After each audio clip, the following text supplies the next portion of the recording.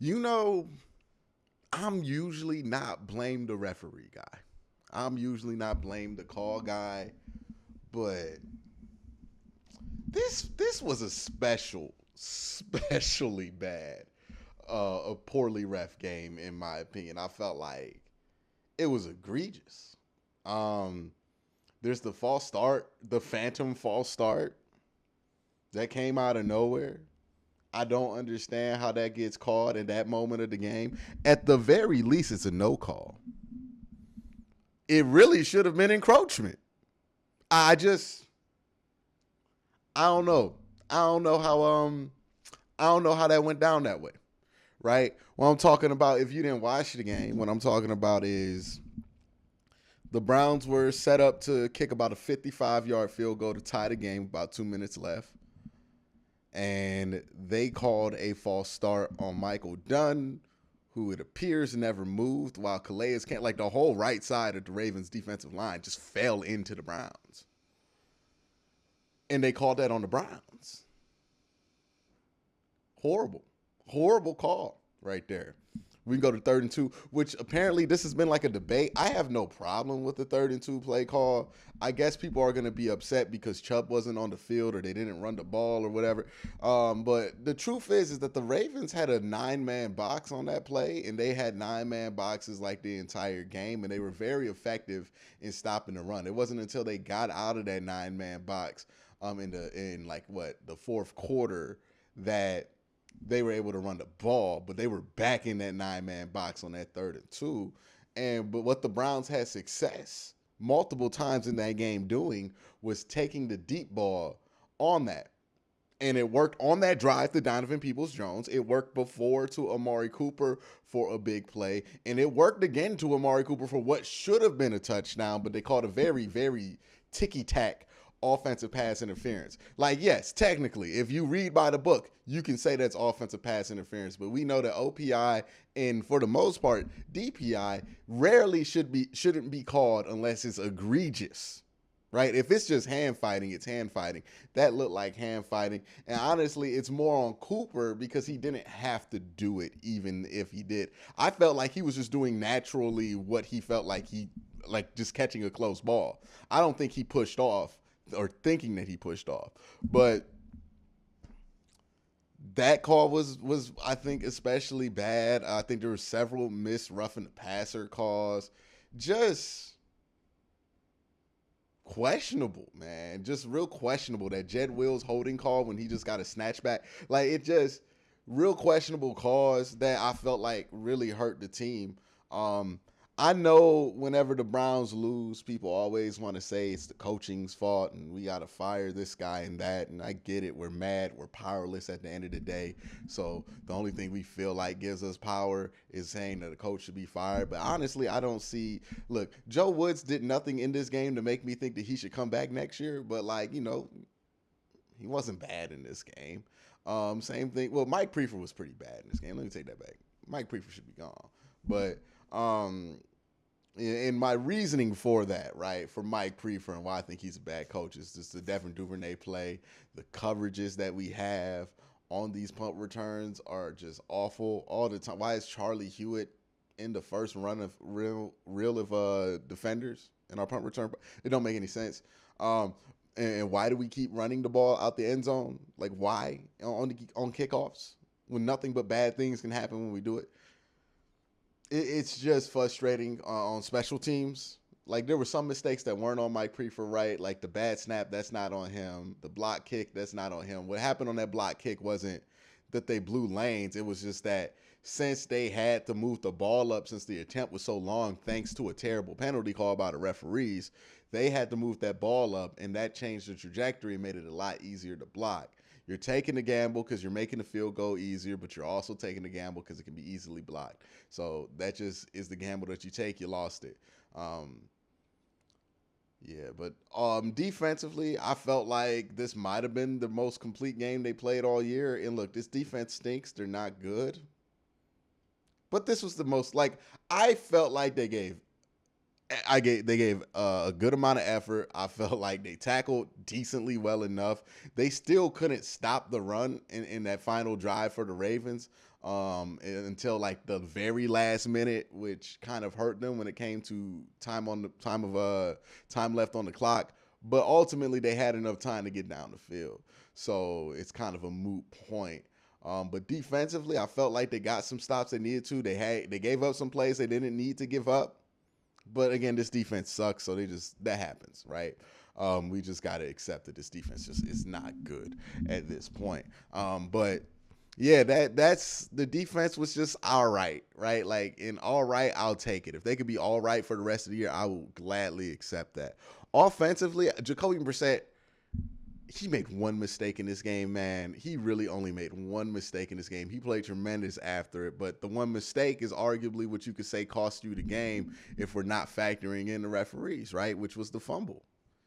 Can't have that happen, man. We can't turn the ball over. Fortunate for us, they fumbled. We got that turnover margin back clean, but still, man, we need to be positive in these turnover margins to win games. We don't need to be even. And Jacoby, that fumble, unfortunate.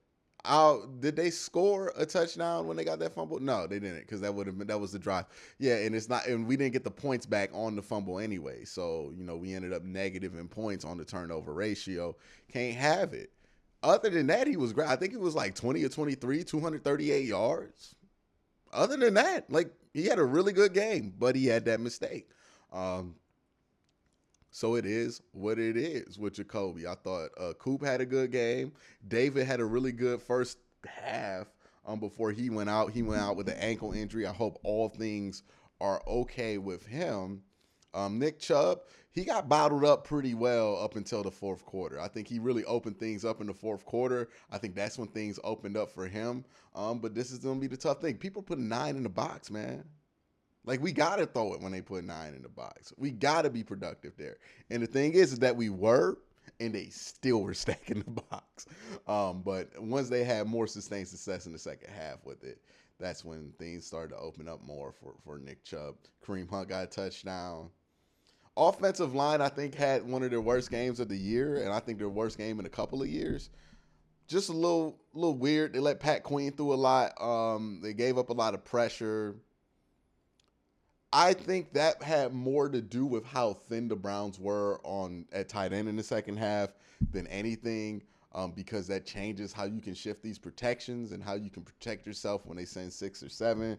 And I think that's kind of what happened once David went out. That really took away a large element of your pass protection plan, and it really hampered your ability to do some other things out of it. So, I think we always want to blame. And if we're not blaming the refs, and like I've already blamed the refs for part of it, but I feel like we as fans, right? We watch a game, we don't like the result.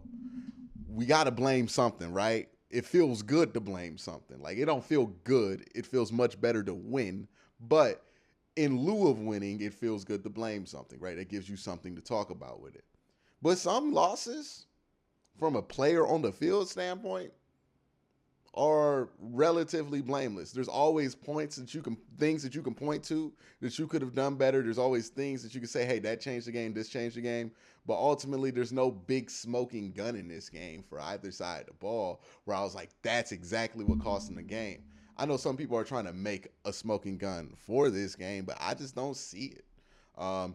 This was just a loss, right? Like, it wasn't like last week where you lost because your effort was embarrassing. It wasn't like some of these losses in this stretch where we just kind of melted down in the fourth quarter. This was just a couple calls did not go your way.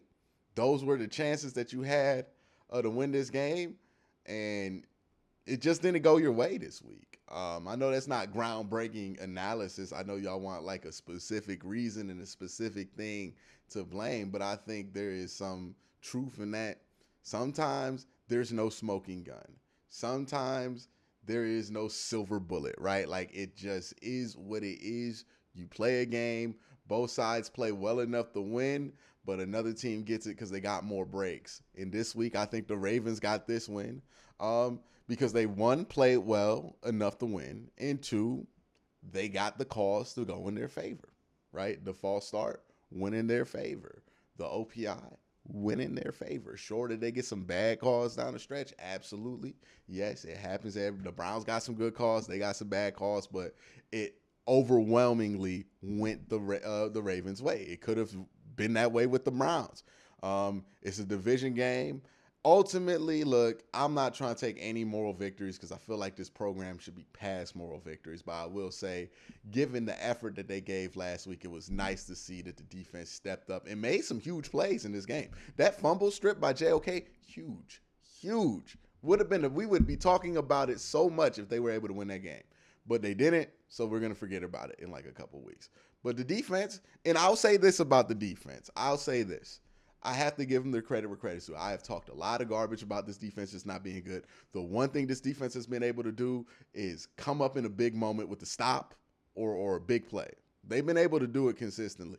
That's all I need from this defense. If they could just be average the whole game, like if they could do this for the rest of the year, I think we would be in a better place. If they could do this for the weeks before this, I think we would be in a better place. It is unfortunate the ball did not bounce your way, and the truth is that the Browns wasted a couple games where the ball was bouncing their way.